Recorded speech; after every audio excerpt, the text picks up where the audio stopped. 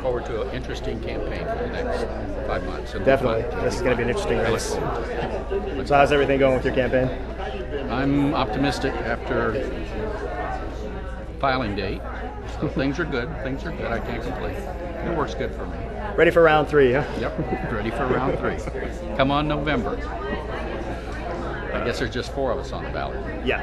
Okay. Yeah. I guess it's official now. Larry did drop out. That's what I'm hearing. The information I saw was he had suspended his campaign, but he has some health problems apparently. I'm hoping that he will recover handsomely and be. Oh, I didn't realize that. Yeah, his health will be good. I know he had some problems with qualification. Because he had the hearing this past week and it didn't go well. But it's good to meet you. It was nice meeting you. I'll see you up there. Okay, good luck.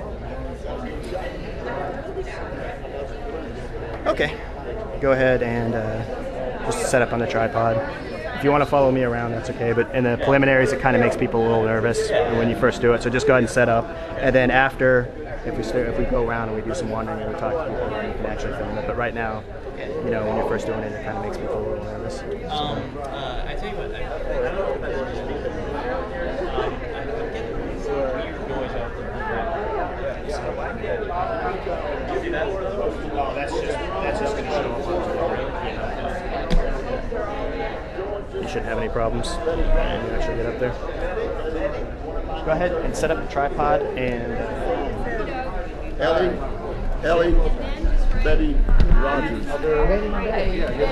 Rogers. From New Jersey. From New Jersey. Where in New Jersey? Newark, Newtown.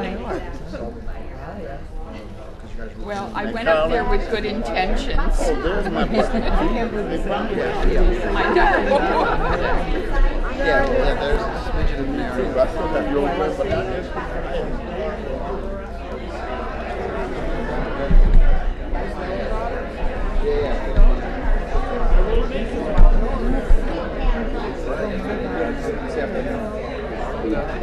Yeah, I just found out. Don't have refreshments. Next time we'll know better. Are you doing this every meeting? Yes, I think I'll get no problem. Yeah, that's okay. I should have called you earlier. Okay, nice to meet you.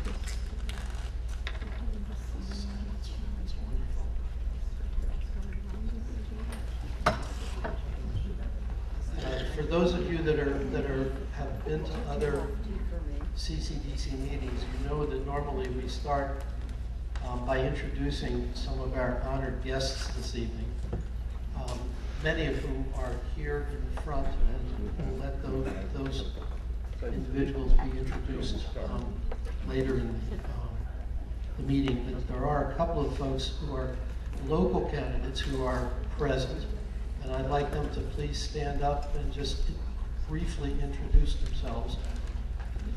Reminder to the local candidates, we will be doing something very similar to this next month. So I've seen a couple in the audience. If I miss you, just stand up and remind me anyway.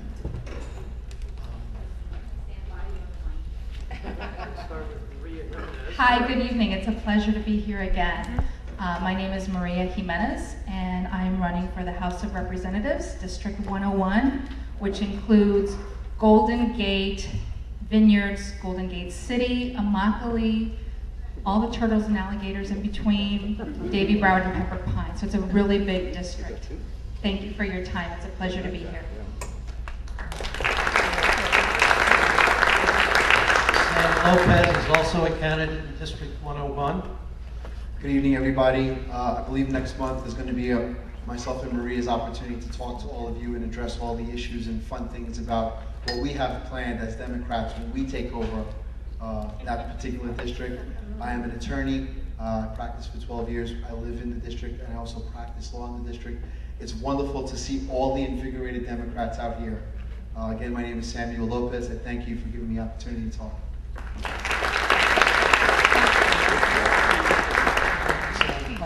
Are there any other candidates in the room, aside from the ones in the front, whom I didn't see? Okay, then I'm also told that there are some Obama fellows. At the moment, I'd like them just to stand up.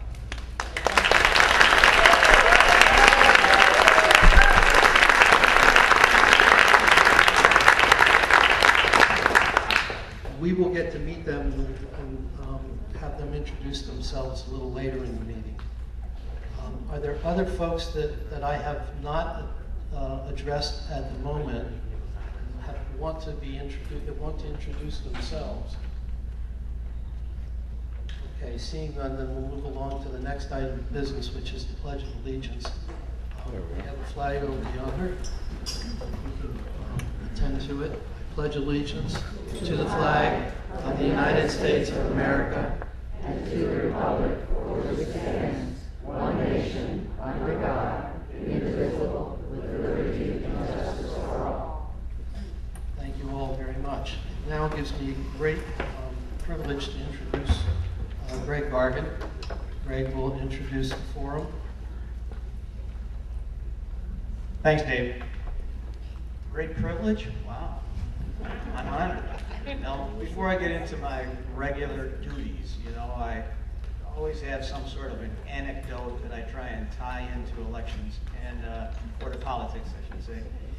And tonight's no exception. We're all concerned about healthcare costs and rising hospital costs, etc. Well, this little anecdote has a solution for that, I think. It seems that this man has a heart attack. And he gets taken to the hospital on an emergency basis and has a bypass surgery. After a couple of days in recuperation, he's in his room, and he finds out that he's in St. Ignatius Loyola Catholic Hospital in Chicago. And into his room walks a nun with a clipboard. And she says, "Mr. Smith, you're doing fine, but I wanted to ask you a few questions if I could." He says, "Go ahead, shoot." She says, "Well, first of all, we've got to figure out how you're going to pay for this. You do have insurance, right?" He says, "Well, no, I don't have any insurance." She says to him, "Well, you do have some personal savings that you can tap into for this, right?" "No, I don't have any personal savings." She says, "Well, do you have any relatives that, could possibly pay this bill?" He says, "I've got one sister, but she's a spinster and a nun." Well, this nun that's taking the statement says, "Wait a minute, nuns are not spinsters. We are married to God." He says, "Well, I got a solution then. Why don't you send the bill to my brother-in-law?" So, God help us, right?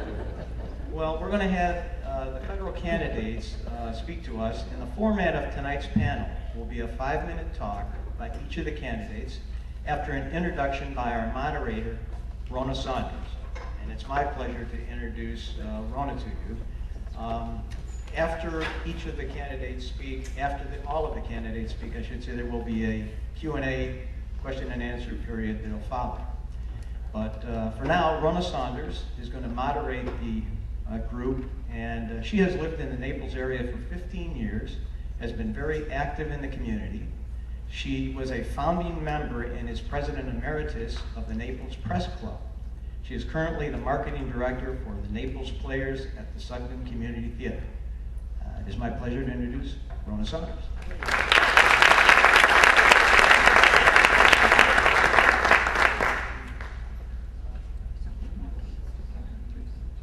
Yes, I think this one works, doesn't it? Good.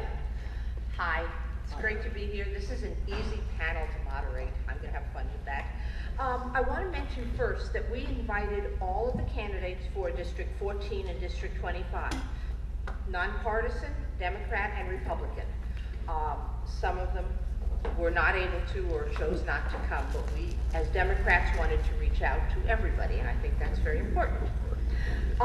For District 14, we have, and I'm not going to be able to give you a detailed introduction to each of the candidates. I'm going to ask them to do that, and to basically say to us, we're a room full of activists, of Democrats, of concerned Collier County citizens.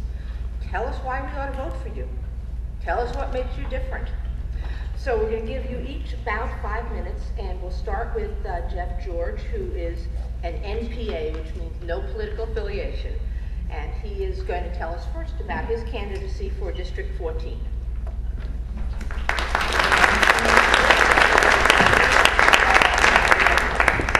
Okay.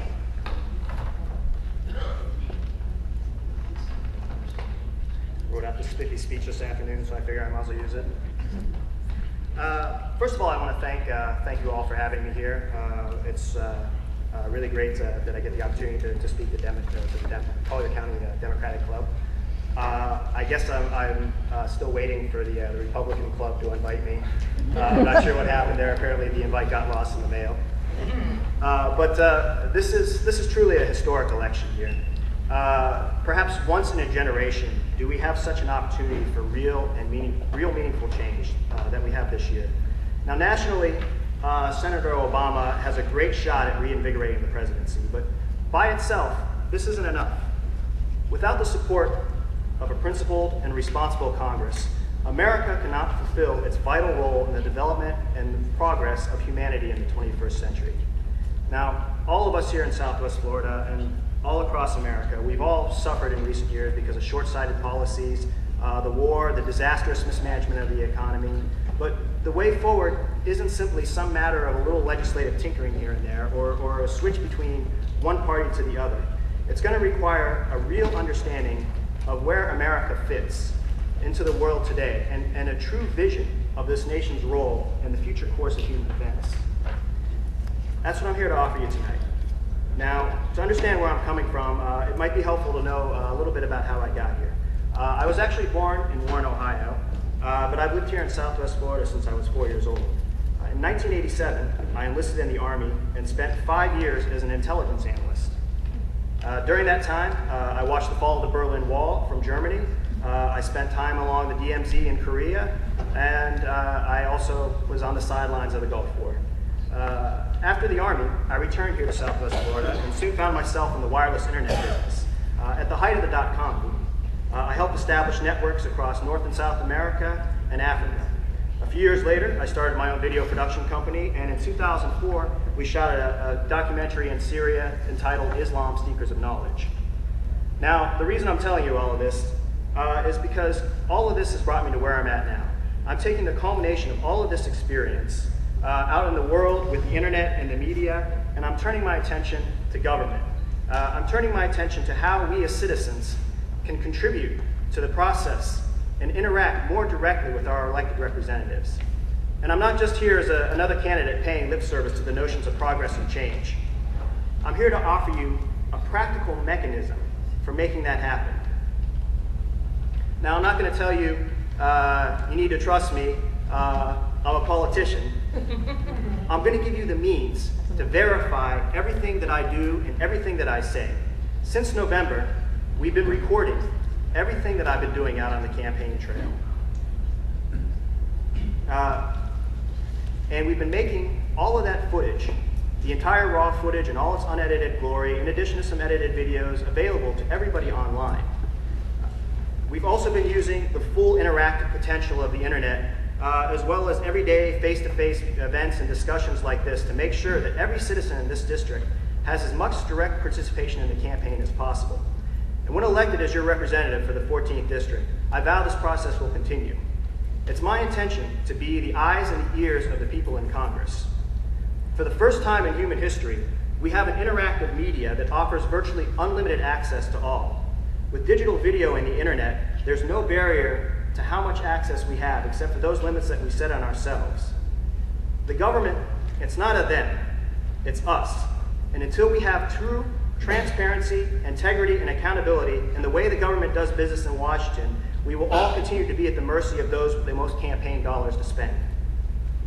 Now is truly the time for change. It's time to start making the federal government accessible and answerable to people at all levels, regardless of how much they have to contribute to somebody's political campaign. It's time to make the federal government stop spending money it doesn't have with little to no accountability and virtually no ethical oversight. It's time to make sure that there is a just system of taxation that guarantees that everyone contributes their fair share with no exceptions and no loopholes. It's time to revitalize the middle class by investing in wages and jobs here in America. It's time to restore the national infrastructure, guarantee a living wage, reinvest in public education, and guarantee that college is affordable to all. It's time to stop playing around with half solutions that cater to the insurance lobby and get serious and provide real, universal health care for every single individual in this country.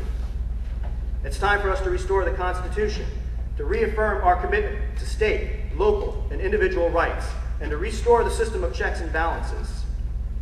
Now is the time to face the challenges of climate change head on and work with the rest of the world to find local, national, and global solutions to ensure our planet is capable of sustaining human life in the future. It's time for us to recognize we cannot promote freedom and democracy when engaged in policies of preemptive war and occupation. It's time to pursue a course of genuine political reconciliation towards comprehensive solutions that engage all the players from all sides around the world. It's time that America regains its moral leadership in the world by recognizing the fundamental principles of liberty and justice for all apply not just to those who serve some political interest, but to all people equally. It's time to stop depending. To let the other candidates speak. I'm almost finished. It's time to stop depending exclusively on the force of arms and the wealth of our economy alone. We need to get back to America's greatest strength, the courage of our convictions, and the ability of purpose that comes from recognizing all men are created equal. This is true American leadership. This is the America that the rest of the world has always looked up to and can do so again. With your help, together with the Office of Congress for the 14th District of Florida, we can make that change happen. Thank you.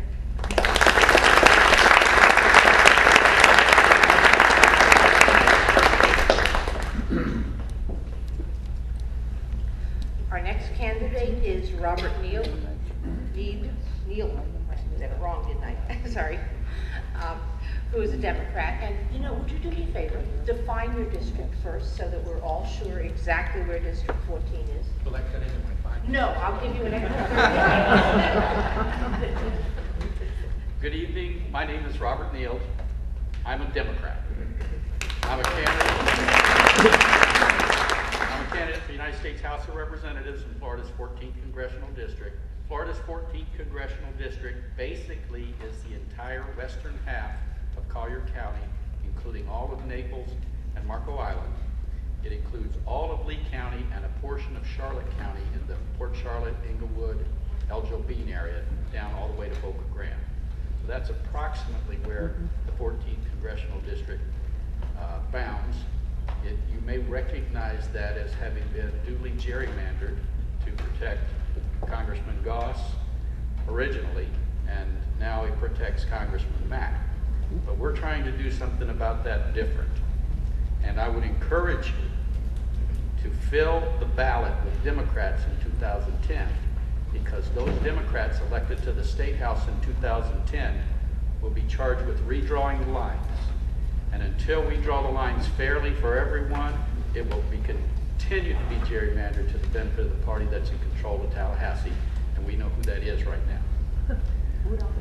Very quickly, Dr. Larry Burns apparently is having some health problems. It's my understanding that he had a heart incident last week, and that he was only released from the hospital today. I know that many of you had supported him, and I'm grateful for your support for him, and I'm sure that he is too.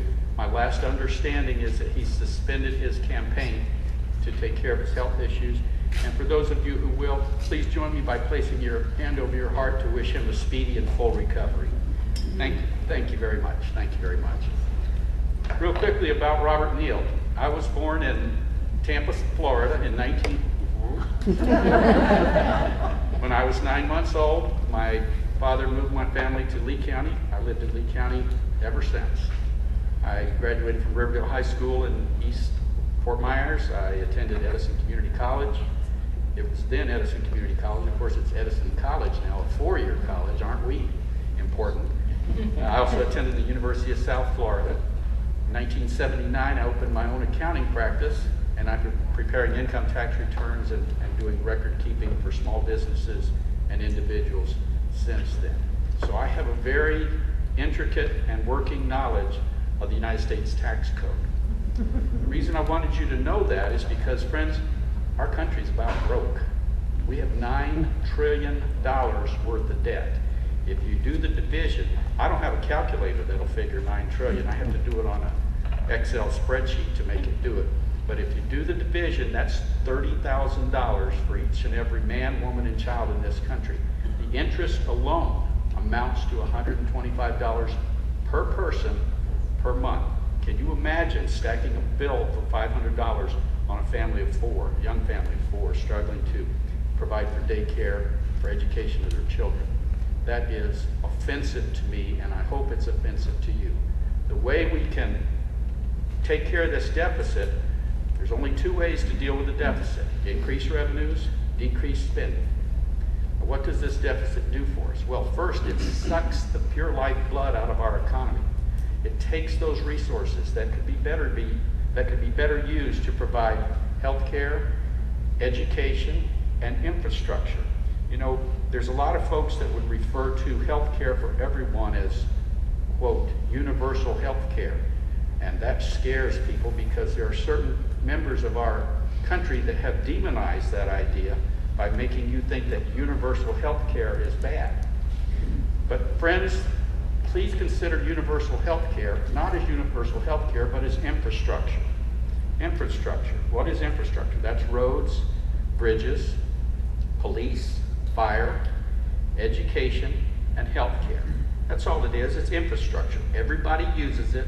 Everybody pays. You know, you don't drive on I-35E in Dallas, but you paid for it. You don't drive on I-5 in California, but you paid for it. That's the way it should be with health care. We all use it, we all pay.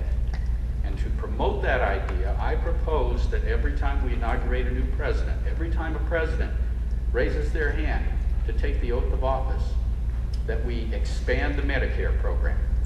The Medicare program is not perfect, but it works and it's in place. So if on January 20th, whatever the date of inauguration is next year, when the next president of the United States, who would that be?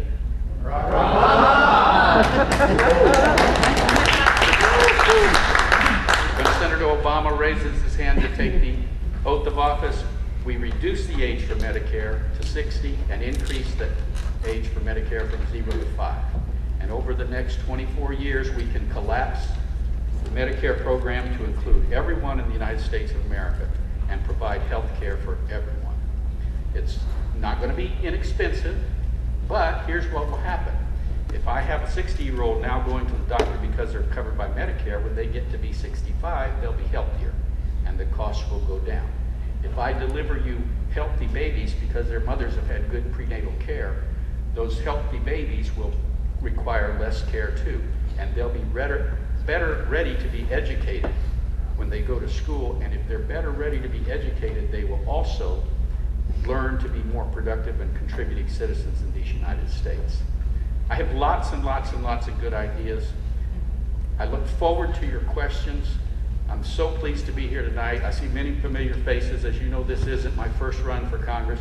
This is my 3rd run for Congress. I hope that those of you who were so kind and supported me in the past were not embarrassed. I did not embarrass myself. I stand here before you proud and tall to have run before and garnered 36% of the vote last time. Friends, if we can get 40% of the vote this year, that leaves 60% for the rest of them to split. Please, I need your help, I need your support, both your vote and your money. So please contribute as much as you are able. I look forward to your questions. My name is Robert Neal. I'm a Democrat.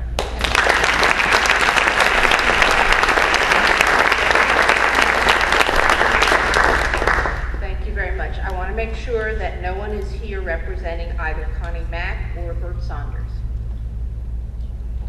Just want you all to know again that they were invited and chose not to come. We have one candidate here for District 25. There are 2 candidates running. Mario Diaz-Balart, who is Republican, and Joe Garcia, who we've been here before, I think, who's a Democrat. Mr. Garcia could not be here, but Augusto Granados. Did I get that right? My 4 years of high school Spanish is not helping. Who works with his campaign is here to kind of introduce him and tell you a little about it. Thanks.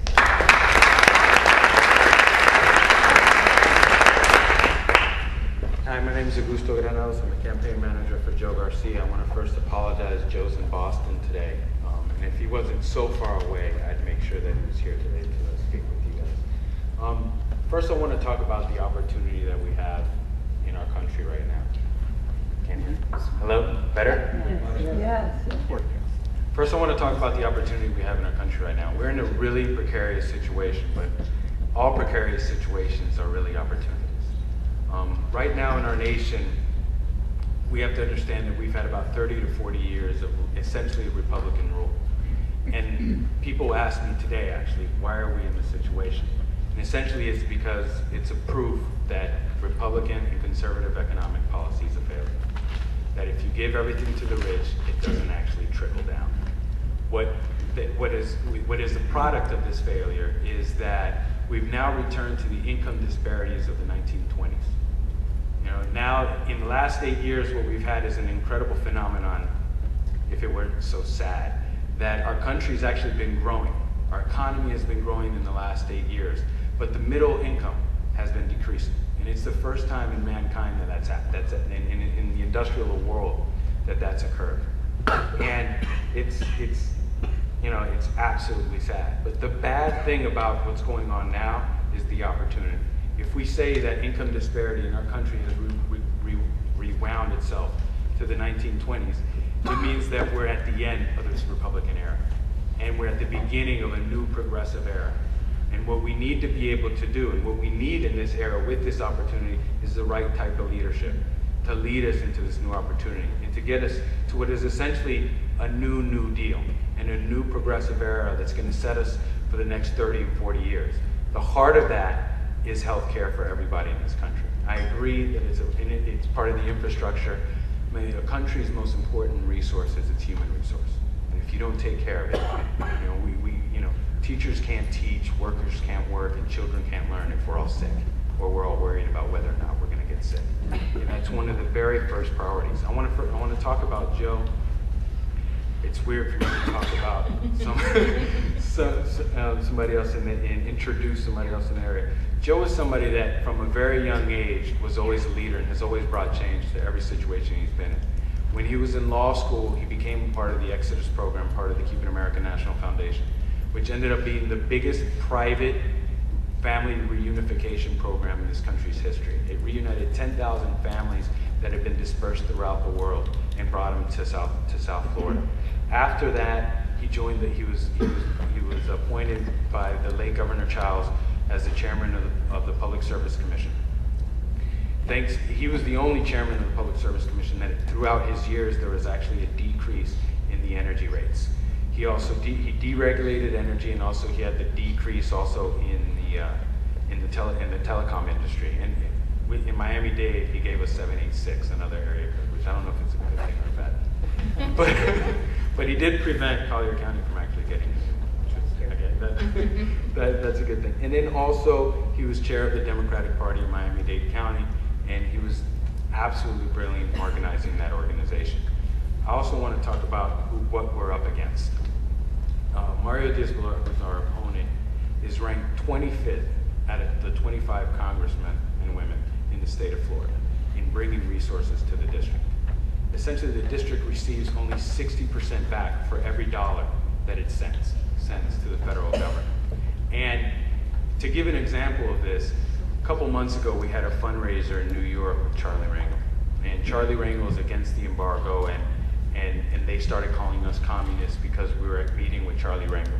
And then they called Charlie Rangel an appeaser of our nation's enemies. Charlie Rangel, decorated Korean War vet.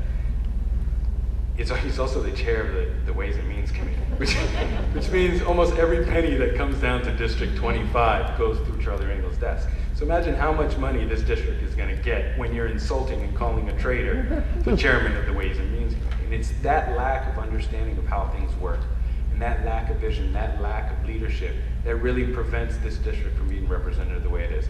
I forgot I have to say how this district is.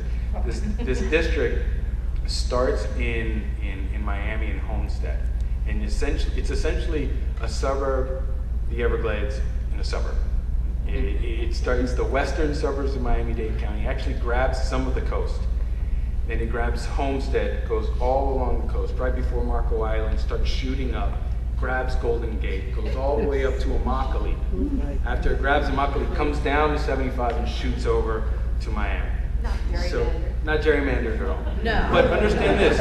Understand how this was created. Mario Diaz-Balart drew the district. He was a state senator, and he had an agreement with the Florida Republican Party. He said, "I'm going to give up my seat," and he gave it up. And Alex Villalobos, who's the only decent Republican in the state Senate. But anyway, beyond that, he gave his seat and he went back down to the state house. But he did that only if the party promised to make him the chair of the redistricting committee. So when he was the chairman of the redistricting committee, living in Key Biscayne, he drew this district. And the reason he brought this area over was because it takes 4 hours to get here. And 2 hours one way, 2 hours the other way. So any challenger is going to have to, it's going to be really tough to really cover this area, especially since this is a heavily Republican area. But it's almost 2-to-1. The interesting thing about this is when he drew the district, it was 10% more Republican than Democrat. Right, it was 41-31. Today, it's 39-36. Okay? It's been changing. And the other very interesting, this is the fact that I love the most. This is the most Republican part of the district. It's also the part that he has the worst numbers in. They don't like him here for a purpose. You know? And that's why this area is so important for us, because even though he thinks of it as his base, even the Republicans here don't care about it. Because it seems like he's more interested in being the, Secretary of Defense for Cuba than being the U.S. Congressman for the 25th District of Florida. I think that's all I have to say. I think maybe I hit up 5 minutes. I appreciate you welcome.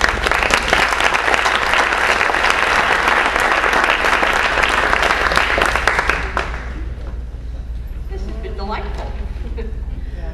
What I'd like to do is take a few minutes of questions and answers. Please keep your questions short. Just put your hand up. Do you want to give these gentlemen one mic, and we'll do that way so they don't keep getting up and down and stuff.